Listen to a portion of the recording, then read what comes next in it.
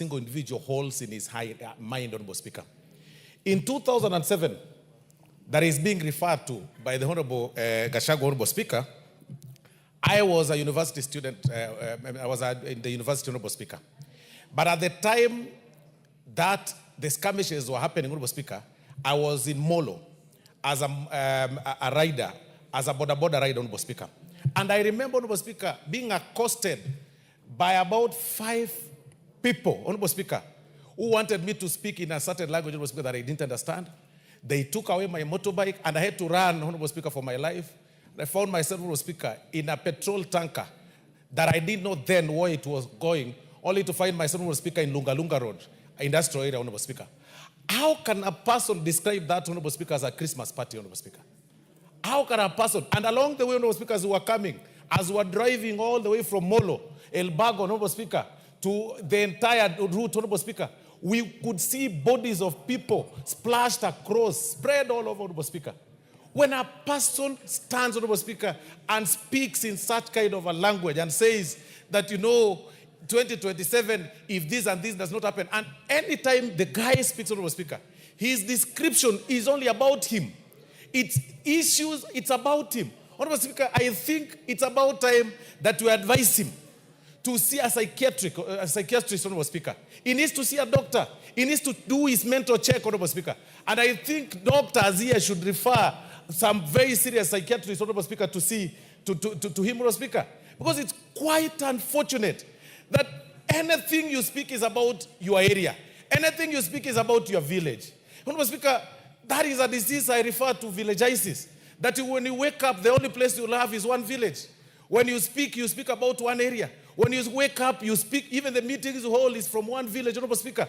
How selfish can an individual be? That any person that does not subscribe to your line of thought is an enemy. Your particular line of thought, be it artists who are working hard for themselves, be it politicians who are, engaged in political associations across, those are your enemies. How selfish can one individual be? From your family, from your home, you are selfish. Where you take over everything that belongs to the late brother's family, Honorable Speaker, because taking advantage of the position that you had. Now, in the political scene, you are extremely selfish. That if you see artists visiting a deputy president, a sitting deputy president, a serving deputy president, Honorable Speaker, you take offense and go out there, complain about them, and rant about them. Honorable Speaker, it's about time we call out the NCIC, we call out the National Police Service, we call out the IG for selectively, for being selective on matters law, Honorable Speaker. Because it's about time Wamunyoro be arrested. The Honorable Gachagua should be behind bars for the statements that he made. If those statements, Honorable Speaker, were made in the previous regime, perhaps somebody would be running up and down, Honorable Speaker, with a battalion of lawyers. I think we are too tolerant. I believe even the independent bodies in the Constitution are becoming too tolerant, and they are going to affect this country. I mean, that you are being summoned by a body, a constitutional body, then you refer them through a lawyer, then and tell them, I can't attend, you are this and this. And then when you get arrested, you say it's political persecution. Regarding Gachagua, he should be a state guest, Honorable Speaker, latest this weekend.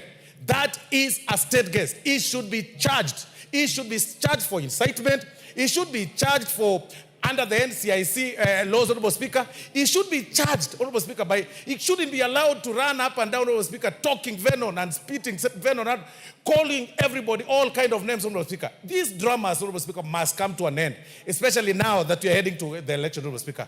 I beg to support Honorable Junet. Thank you very much.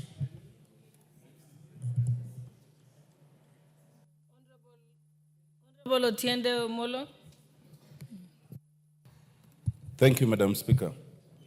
Madam Speaker, I think if any Kenya doubted why we impeached the former deputy president, now they are clear that it was legitimate and proper.